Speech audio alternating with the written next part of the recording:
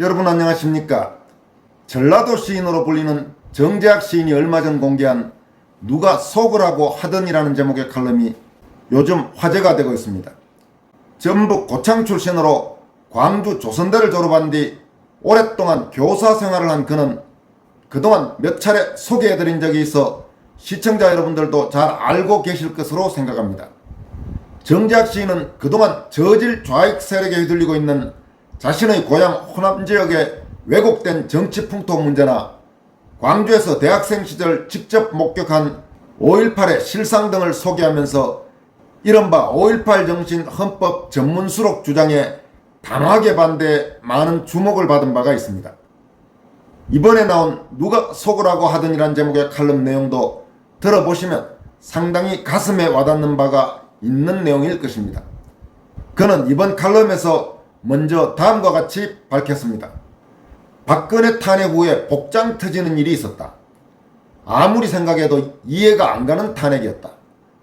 그래서 헌법 84조에 대통령은 내후외환의 죄를 저지르지 않는 한 형사소추할 수 없다는 조항 들고 따지자 좌빨들은 씩웃으면서 말했다. 누가 속으라고 하든 속은 놈이 잘못이라는 것이었다. 탄핵은 처벌 규정이 없거나 정상적인 재판이 불가능한 비상상황에서 쓰이는 제도다.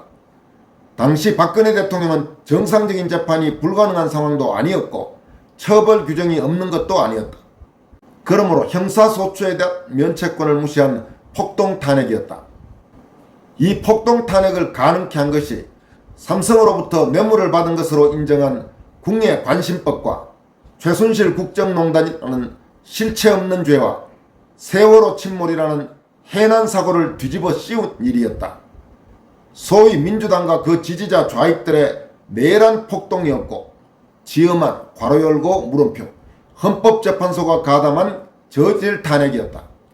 그러니까 누가 속으라고 하였느냐는 이 말은 민주당 그들도 박근혜 탄핵이 이유 없는 탄핵이었음을 처음부터 알고 있었다는 뜻이 된다. 정 시인은 이어서 다음과 같이 강조합니다. 손자병법에 병자위 도야라는 말이 있다. 전쟁이란 속임의 도란 뜻이다. 따라서 가장 잘 속이는 자가 전쟁에서 이긴다는 것이고 병법이란 속임의 길이라는 것이다. 지금 대한민국은 여야 또는 좌우가 힘을 합쳐 나라의 번영을 위해 힘과 지혜를 합치는 나라가 아니다.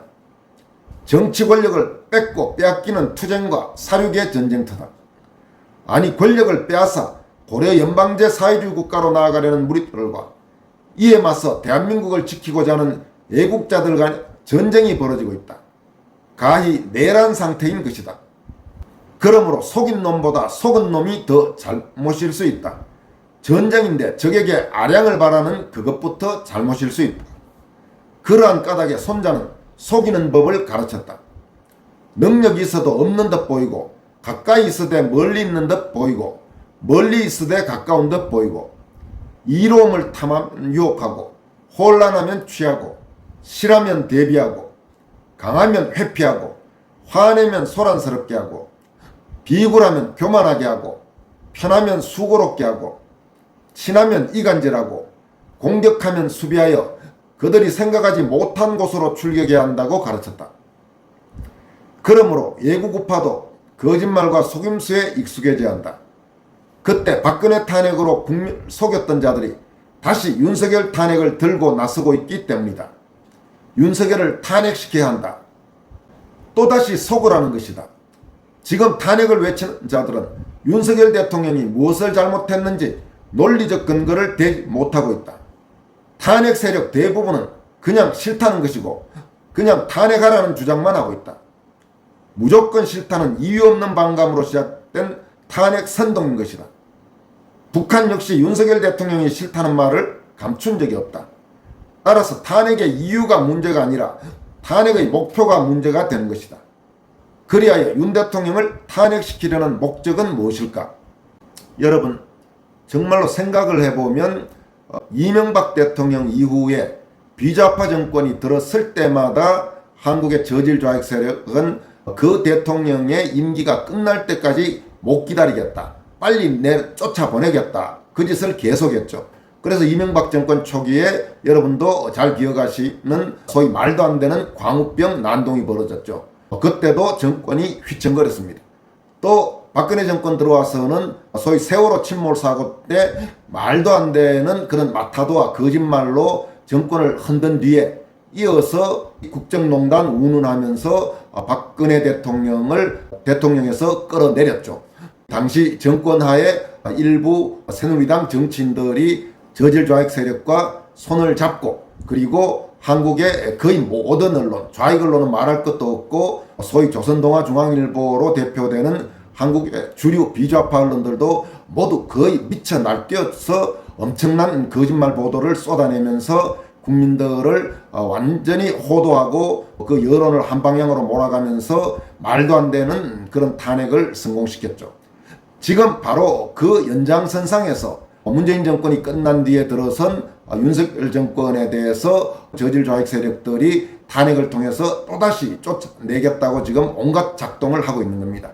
윤석열 대통령 개인에 대해서는 자유우파 성향 애국자들 사이에서도 여러 가지 생각들이 있을 수 있겠죠. 또 과거에 그가 이 소위 특검팀의 수사팀장 또 서울중앙지검장 그 당시 했던 행각들 그 당시 한동훈이나 이원석이나 이런 밑에 그런 정치검사들과 함께 벌였던 일에 대해서는 굉장히 여러 가지 생각이 있을 수 있지만 적어도 대통령이 된 뒤에 큰 방향에서는 문재인 정권 시절에 완전히 잘못된 외교안보 정책이라든지 이런 부분들을 정상화하고 또 원전 정책 같은 것도 지금 제대로 바로잡고 이런 부분은 우리가 부인할 수가 없습니다. 따라서 그런 윤석열 정권을 어떻게든 끌어내리겠다고 지금 좌익 세력들은 날뛰기 시작했고 현재 만약에 집권 여당인 국민의힘 안에서 또 박근혜 정권 때처럼 일부 배신자들이 나오기 시작하면 다시 국회에서 탄핵 소추가 이루어지는 충분히 그런 길로 갈 수도 있는 상황이죠. 물론 그렇게 국회에서 탄핵 소추를 한다고 하더라도 과연 헌법재판소가 박근혜 대통령 헌법재판소 때처럼 그렇게 엉터리 헌법재판소 짓을 할지 그 부분은 좀 더 지켜봐야 할 겁니다. 왜냐하면 깨어있는 국민들이 많고 박근혜 부당 탄핵 때 당했던 것들을 기억하고 있는 사람들이 많기 때문에 만약 다시 한번 그런 짓이 저질러진다면 한국의 애국우파 세력도 윤석열 개인을 지키기 위해서가 아니라 윤석열 정권으로 상징되는 합법정권, 비좌파 정권을 지키기 위해서 아마 거리로 나설 가능성이 대단히 높기 때문에 그렇게 박근혜 대통령 탄핵 때처럼 간단하게 이루어지지는 않을 겁니다만 그러나 상황은 굉장히 절박한 상황인 것은 분명합니다. 정재학 시인은 이어서 다음과 같이 밝힙니다. 윤 대통령은 대한민국을 위해 애쓰며 살고 있는 죄밖에 없다. 9.19 군사합의 부당성을 깨닫고 다시 대한민국 안보를 회복시켰다. 이제 휴전선 너머에서 무슨 일이 일어나고 있는지 정찰이 가능하게 되었다. 국군 훈련도 미군과 연합훈련도 할 수 있게 되었다. 미군이 보유한 세계 최고의 무기체계를 배울 수 있을 것이다. 도대체 무엇이 잘못인가? 방산 수출이 날개를 달고 있는 것도 훌륭한 성능과 가성비 높은 기술력 때문이기도 하지만 윤 대통령의 아낌없는 지원도 한몫한 것이다. 세계 이목이 대한민국으로 쏠리는 것은 한류로 인한 현상이다. 그 한류를 이끌던 방탄소년단이란 걸출한 젊은이들도 군복무를 하고 있다. 그러므로 좌빨들이 내팽개치고 흔들어 놓은 대한민국 안보와 경제가 제자리로 돌아오는 것이 민주당은 무척 싫었던 모양이다. 필자는 눈 부라리고 입에 개거품을 물고 목에 핏대를 세우며 살고 있는 민주당과 그 지지자들을 찬찬히 들여다본 적이 있다. 인상이 험악하기 그지없었다. 욕하고 침뱉고 악쓰고 다투고 사니 인상이 고울리었다. 박근혜 때처럼 속지 않는 국민들이 싫은 모양이었다. 소위 배웠다 하는 인간들이 더 발악을 하고 있었다. 인간이 천해지는 것은 순식간의 일이었다. 분명 잘못된 삶을 살고 있는 것이다. 현재 세계적으로 한류가 번창하고 있는 대한민국 상황에서 대통령 탄핵은 정치적 쿠데타일 뿐이다. 이재명 조사한다고 검찰을 탄핵하는 짓은 법치를 흔드는 반역죄이다. 신임 이진숙 방통위원장도 일도 시작하기 전 탄핵하겠다는 것은 내란이자 폭동이다. 지난 시절 문재인과 민주당은 탄핵을 통해서 정권을 잡았고 대한민국 적화를 이루기 위해 온갖 술수를 다 썼다. 대한민국을 연방제 국가로 만들기 위해 친북 세력들을 요직에 앉혀 사람부터 바꾸기 시작했다. 언론과 방송에 좌익 세력들을 집어넣고 여론을 장악하였다. 국군 훈련도 못하게 하는 초유의 반역이 벌어졌고 북한에 불리한 모든 제도를 바꾸기 시작했다. 사관학교 교육과정에 6.25 관련 교과목이 사라졌을 뿐만 아니라 문재인은 6.25 남침을 쌍방과실이라 주장했다. 북한에 불리한 모든 것이 사라졌다. 북한에 불리한 것만 사라진 게 아니었다. 북한에 유리하도록 모든 것을 적극 협조했다. 북한은 한강 해도를 직접 작성하여 북으로 가져갔다. 유사시 간첩 침투가 참 용이해졌을 것이다. 대북 제재를 피해 바다에서 석유를 환적해서 실어간 것도 한두 번이 아니었다. 문재인과 그 주변 주사파 일당들이 벌인 천인공노할 짓이었다. 그러므로 탄핵하고자 하는 논리적 근거가 문제가 아니라 탄핵하고자 하는 목적이 문제가 되는 것이다. 정시인은 이어서 왜 한국의 좌익 세력들이 다시 집요하게 윤석열 탄핵을 획책하는지를 다음과 같이 분석합니다. 그러면 이들이 바라는 탄핵의 목적은 무엇인가? 첫째는 이재명 보호를 위함이고, 둘째는 이재명을 이용해 정권을 빼앗기 위함이며, 셋째는 정권을 빼앗아서 친북 종북 세력들을 동원해 연방제라는 이름으로 대한민국을 북한에 갖다 바치고 싶은 것이다. 따지고 보면 조국이가 총선에서 부활한 것도 사회주의 실현에 진심을 보였기 때문이다. 문재인이 등장했던 당시 상황과 비슷하다. 북한과 범민련 고문 및 수뇌부와 주사파 세력들이 인정해준 것이 문재인의 등장이었고 현 조국의 부활이라 보면 틀림없다. 쉽게 말하면 정권을 빼앗아서 문재인 시대를 다시 재생시키고 싶은 것이다. 다시 국군 훈련을 막고 모든 군 정보를 북한에 넘겨주거나 군에 관한 정보를 개방하고 싶은 것이다. 미군 철수를 현실화시키고 대한민국 핵무장마저 평화라는 이름으로 가로막고 싶은 것이다. 주사파 좌익들은 적화 연방제로 가는 길 포기한 적이 없다. 또한 대한민국을 김정은 발 아래 무릎 꿇리고자 하는 반역에 대해 단 한 번도 죄의식을 가진 적이 없다. 대한민국의 기업과 재화를 북한에 바쳐 김정은을 위대하게 하고자 하면 부차적인 목표일지 모른다. 조국이나 문재인뿐만이 아니다. 좌파 세력 중심에 있는 전교조나 정구사 신부들, 전농, 민노총 역시 대한민국의 사회주의가 정답이라고 하였다. 이 무수한 세력들이 김대중, 노무현, 문재인 시대에 양상된 것이다. 그리고 전라도를 장악하여 21세기 한반도에 신삼국 시대를 엿버린 것이다. 그리하여 전라도는 공산주의자가 지배하는 세상이 되었다. 정율성을 찬양하고 이재명은 중국 대사 앞에서 고개를 조아리고 있었다. 따라서 민주당은 북한과 중국 공산 세력과 힘을 합치고자 친북, 종북을 중단 없이 해야겠기에 지금 당장 윤석열은 탄핵되어야 한다는 것이다. 2024년 여름 붉은 교육자나 붉은 신부들, 주사파 정치인 일당들은 무척 기분이 좋지 않다. 뭔가 일이 될 듯 하면서도 안 되고 있기 때문이다. 온갖 잡동사니 탄핵 발의를 한다고는 하나 약발이 서지 않기 때문이다. 경제는 회복되고 있고 반도체도 사상 최대 수출을 하고 있으며 심지어 동해에서는 석유 나올 가능성이 크다고 하고 있는 이 모든 상황이 윤석열 탄핵에 회방을 놓고 있기 때문이다. 따라서 민주당은 지금 기분이 몹시 나쁘다. 이 분위기가 전염병처럼 퍼져 있는 사람들 속에 필자가 살고 있다. 그들은 민주당이 정권을 잡으면 생기는 혜택에 군침을 삼키고 있다. 국군부터 검찰, 법원, 방송까지 대통령이 임명할 수 있는 기관장은 물론 모든 국가의 부를 독점하겠다는 생각으로 가득 차 있다. 문재인 시대를 못 잇는 것이다. 여러분, 여기에서 정시인이 말하는 이런 분위기가 전염병처럼 퍼져 있는 사람들 속에 살고 있다. 이 말은 현재 정재학 시인이 살고 있는 곳이 고향인 전라북도 고창입니다.